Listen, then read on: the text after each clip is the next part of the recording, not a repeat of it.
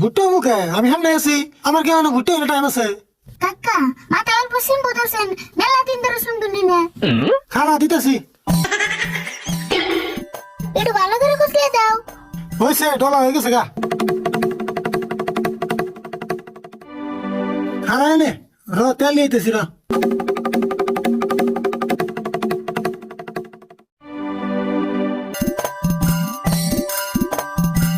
এই যে কবিরাজ আনছি। আচ্ছা আপনি তেলে পাইলে খুলেন হ পাইলা করাই থালি গেলাস যা পাই তাই খুলি।